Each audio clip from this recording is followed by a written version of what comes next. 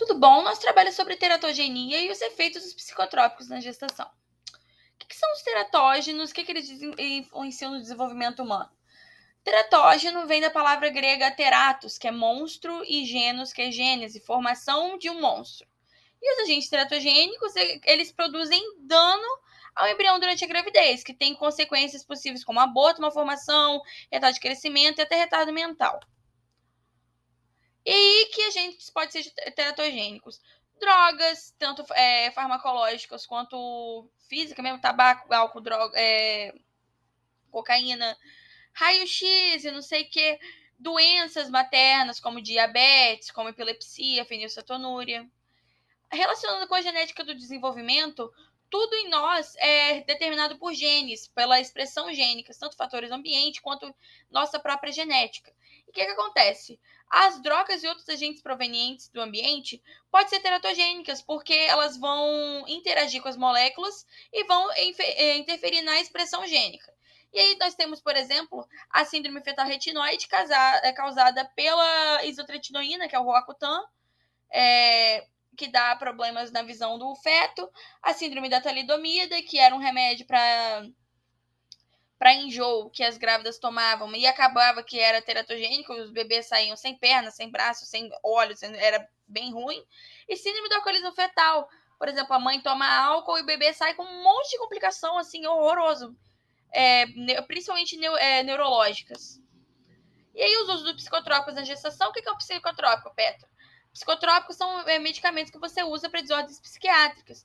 E aí a gente tem principalmente ácido valproico, carbamazepina, lítio, amitriptilina, sertralina, diazepam, paroxetina, fluoxetina. Vou explicar mais deles agora.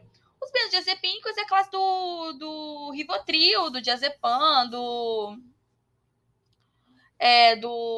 alprazolam.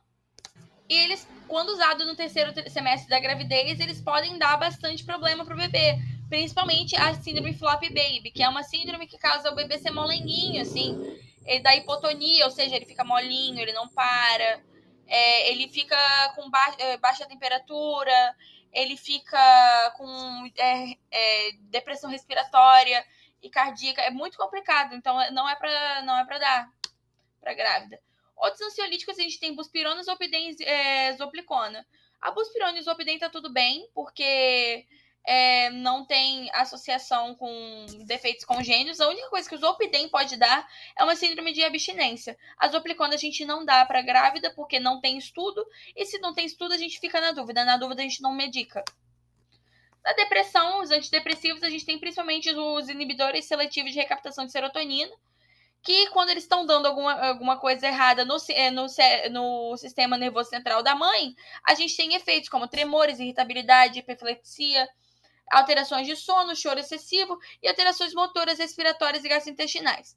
Quando a grávida está depressiva, a gente tem principalmente a fluoxetina para dar, porque a fluoxetina ela não dá efeito nenhum no início da gravidez. Só no fim da gravidez que a gente tem que suspender e suspendendo aos poucos, fazer o desmame, porque pode dar problemas para o bebê. A paroxetina, ela dá defeitos cardíacos no bebê, então a gente não faz.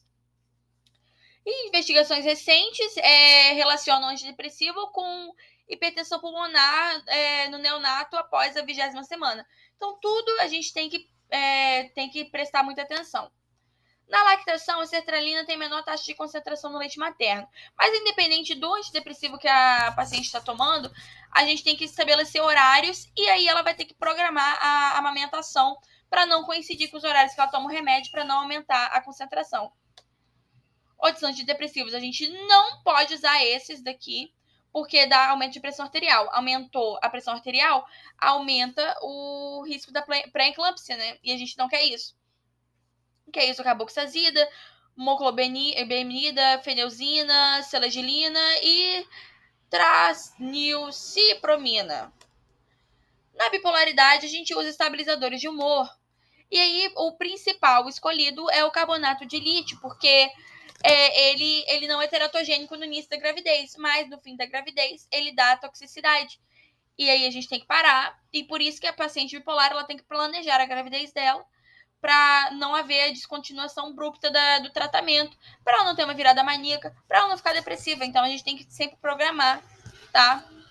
e fazer sempre ultrassom para ver como é que está o desenvolvimento do coração do bebezinho. Na lactação, o lítio é proibido. Anticonvulsivantes, como o ácido valproico e a carbamazepina, não pode ser usados porque dá defeito de fechamento de tubo neural. Para tratar a psicose da esquizofrenia, a gente tem antipsicóticos. Os de primeira linha não tem teratonicidade, usando os tradicionais, né? E a eletroconvulsoterapia pode ser continuada, porque não tem nenhuma evidência que dá ruim para o bebê. Temos aqui o aconselhamento pré-concepcional nos cuidados preventivos. A gente tem que fazer redução de risco pré-concepcional, dando a suplementação de ácido fólico, controle de diabetes, tratamento de epilepsia, controlar peso corporal, controlar a abstenção de fumo e álcool, e tratamento de fenilcetonúria, vacinação contra a rubéola e varicela, porque tudo isso é teratogênico, tá? Tudo isso pode dar malformação do bebê.